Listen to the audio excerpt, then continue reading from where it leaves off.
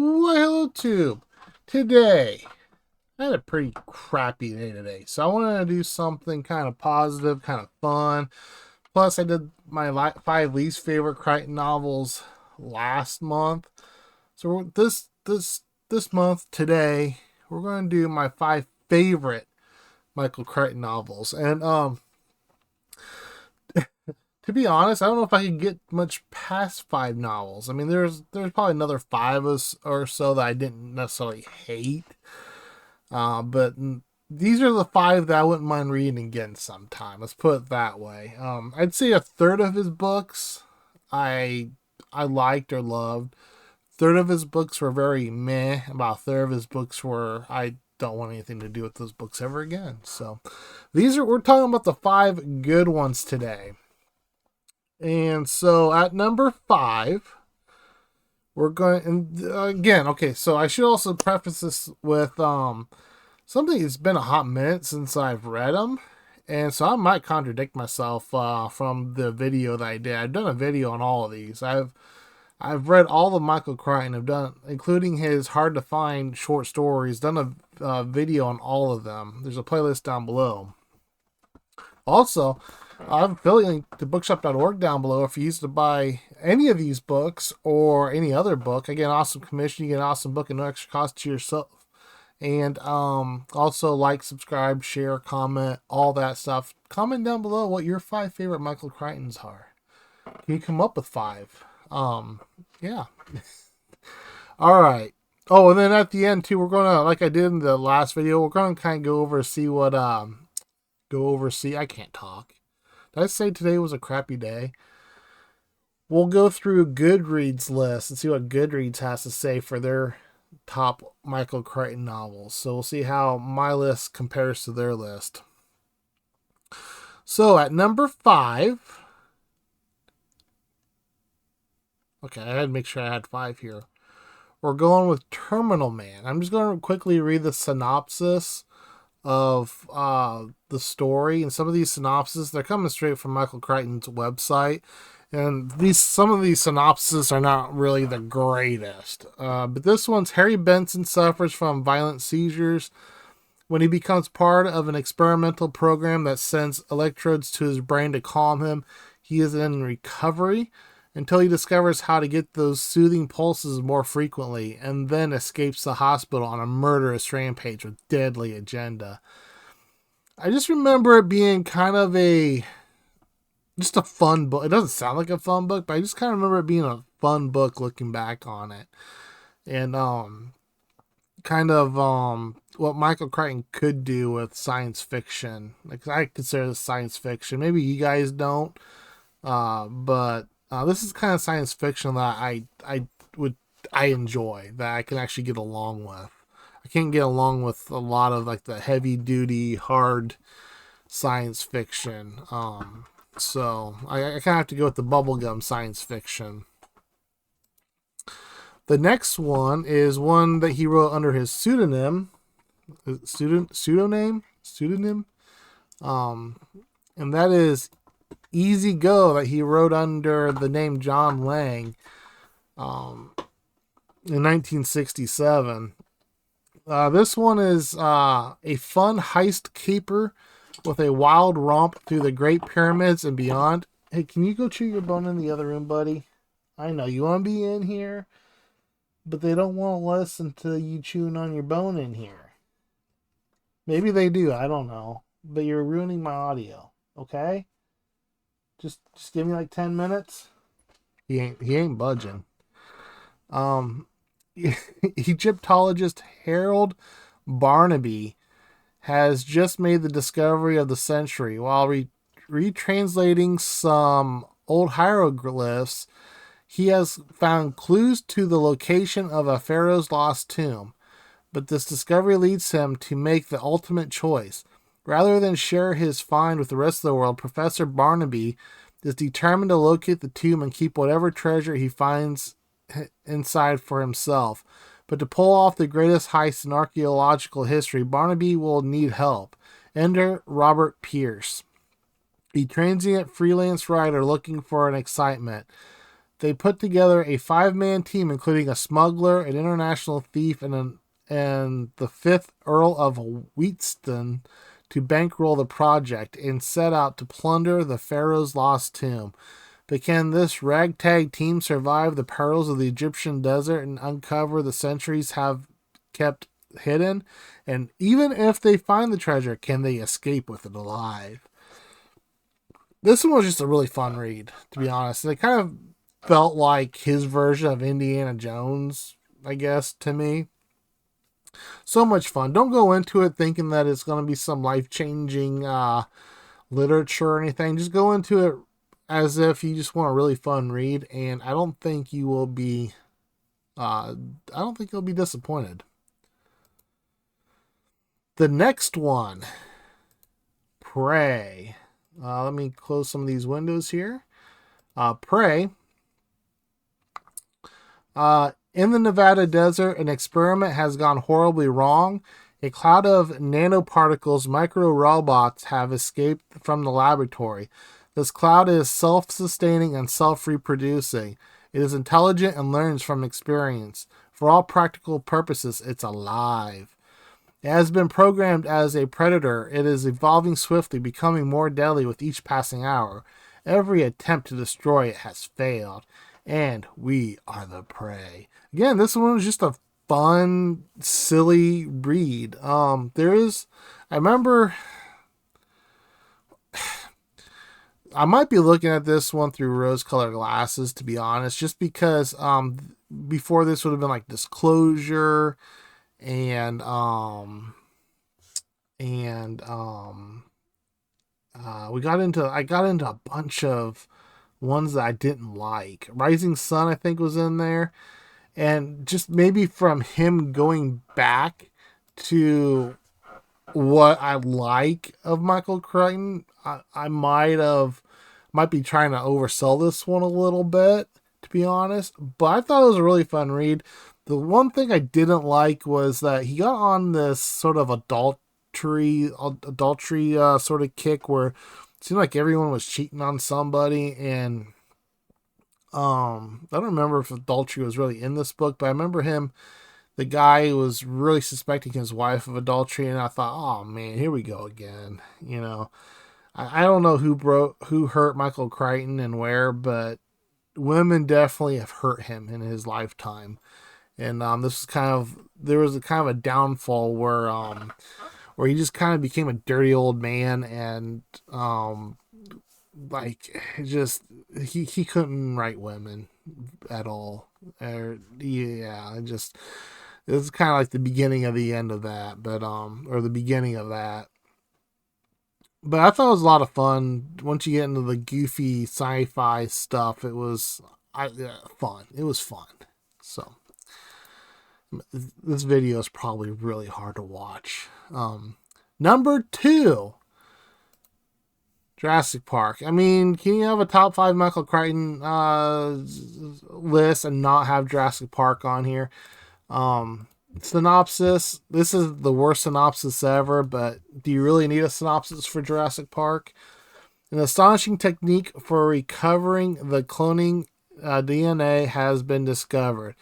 Creatures once extinct now roam Jurassic Park, soon to be opened as a theme park until something goes wrong and science proves a dangerous toy. There's problems with this book. There's a problem with pretty much all Michael Crichton books, but and it's not a one-to-one for the movie. So if you go into this expecting basically the movie and text, you might be a little disappointed there. But it's still a really fun read. A lot of the major parts in the movie happen in this book, and there's even more because you can just kind of do more with books, right? Then you can kind of cram into an hour and a half movie. If you love the movie, I think you're gonna love the book. I love the book. I still like the movie way better, but I also grew up with the movie, so again, that might be some rose-colored lenses or whatever. Maybe if I grew up with the book and not the movie, maybe I would prefer the book over the movie. But the movie is probably a top 5 movie for me of all time. So it's it's kind of hard not to have Jurassic Park on the list. And finally, number one, and if you've watched any of my Michael Crichton videos, I think I've mentioned a few times that this is my favorite.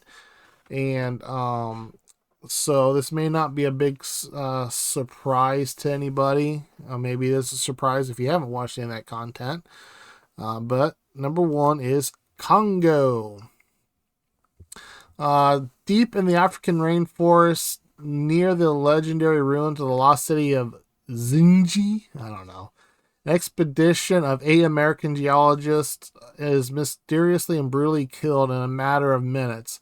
10,000 miles away, Karen Ross and the Congo project supervisor watches a gruesome video transmission of the aftermath. A camp destroyed, tents crushed and torn, equipment scattered, and mud alongside dead bodies, all motionless except for one moving image, a grainy, dark, man-shaped blur.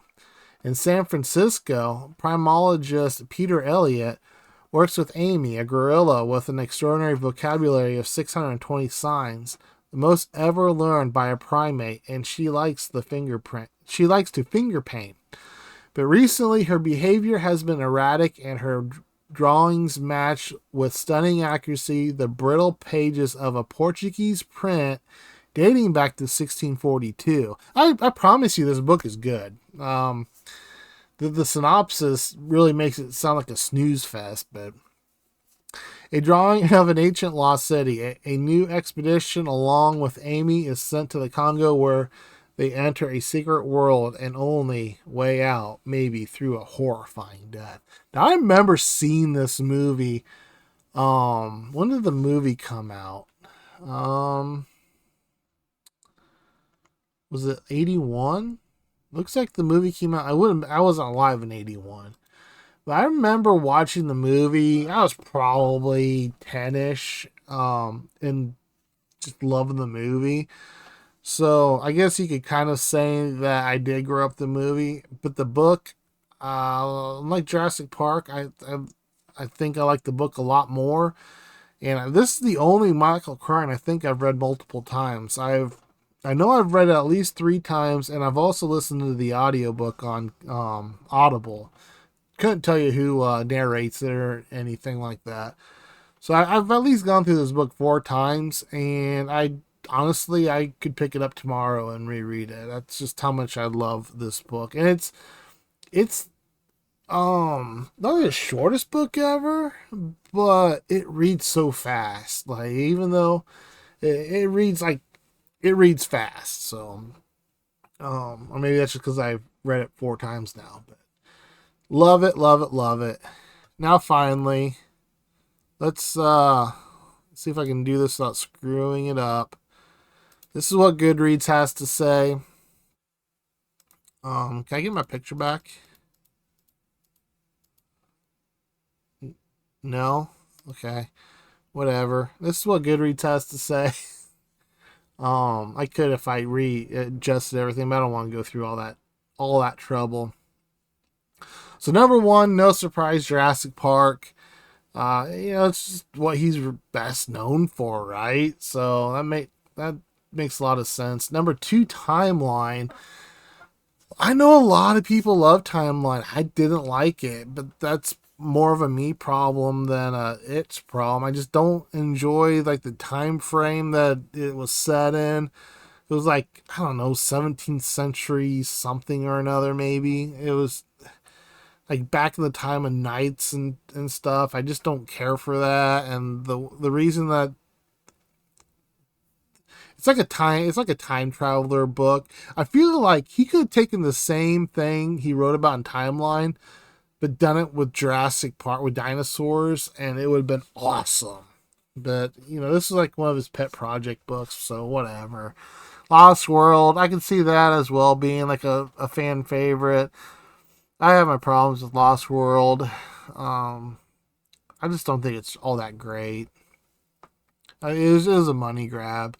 Andromeda Strain, I can see why people love Andromeda Strain. It was just too hard it was hard science fiction more than it was fun science science fiction, so it just doesn't work for me as well. Congo number 5, Prey number 6. Sphere. Sphere is a lot of fun, except for some reason, I don't know, it was like there's an inside joke or something that I wasn't a part of about cake that was driving me absolutely insane. They would not stop talking about cake. It just got on my nerves. It's almost like Slaughterhouse-Five and So It Goes sort of a thing. Or it kind of reminded me of Super Troopers with the meow. How many times do you say meow in a set? How many times can you talk about cake in a science fiction book? Airframe, I think, is overall it's mid. It's worth reading. I like it, except the ending pisses me off, and I don't think it's a spoiler, so don't worry. But the lady, I forget her name, she knows what the issue is well before the ending, and we, even though we're following her in this story, we don't know it, and that sort of thing just drives me nuts. I'm sure there's like a thing, I'm sure it's called something that I'm trying to explain, I just don't know the lingo. But I thought that, if we're following her and she knows something, then us as the reader should know it as well. It shouldn't be a big reveal.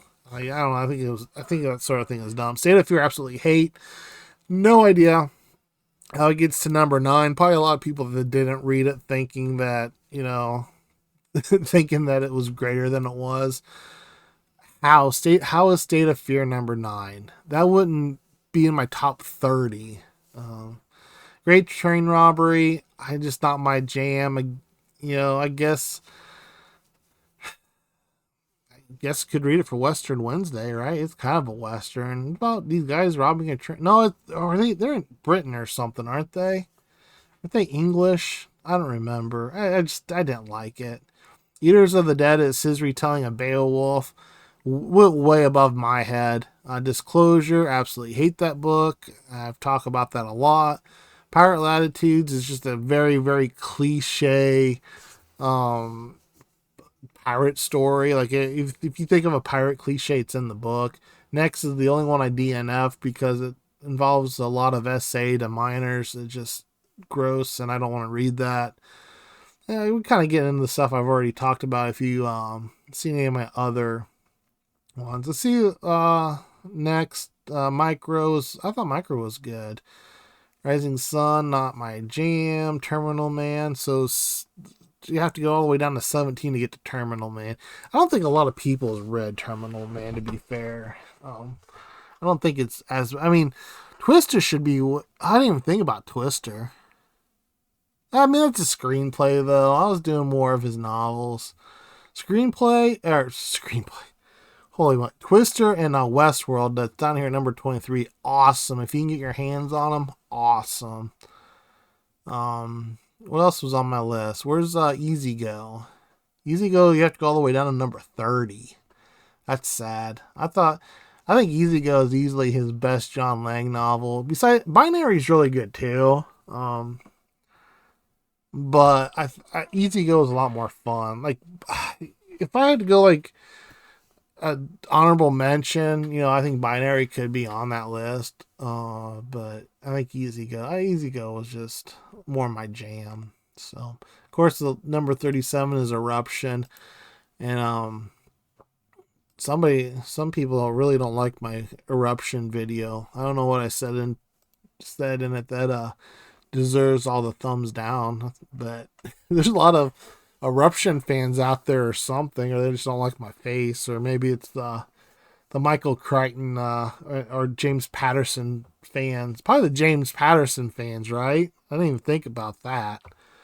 I could be getting like a bunch of James Patterson super fans coming by since I did a James Patterson book, and they probably just don't like me the way I talk about him. So anyway, there we go. Can I hey, there I am. So again, that's my top 5 Michael Crichton books. Let me know down below what your top 5 are. What I get right, what I get wrong, and I think overall, I enjoyed my trip through Michael Crichton, and just that the last like third of his writing career, he just wrote a lot of stuff that I just did not care for. So it kind of soured me a little bit. So maybe, you know, I mean, I don't want like I don't want to seem like a Debbie Downer when it comes to Michael Crichton. So when I say like you know, he just had so many books, right? And then there was so much opportunity. I think that if he just got away from his old pet projects and focused on his techno thriller stuff, that's what I liked. I liked the techno thriller stuff for the most part. But he got off in a lot of weeds with some weird stuff that had I probably known, maybe I would have not done a whole Michael Crichton project, and I think that's why it took me basically 3 years to do it, just because I got so slogged down. Well, and then I took a YouTube break there. I just got so busy with IRL stuff that I just couldn't do it. But yeah, he's got something for everyone. So, but as you can see, for the most part, his techno thriller stuff is the stuff that I really gravitated towards. So, and that makes me really want to try Blake Crouch. I sure and was it Andy Weir? I think is his name. I have Project Hail Mary back here, and I'm looking at the Wayward Pines trilogy or whatever down there, and it's just too many books, not enough time. So, what do you think, Apollo? Should we let them go? That's it for this one, peeps. Cheers. Maybe.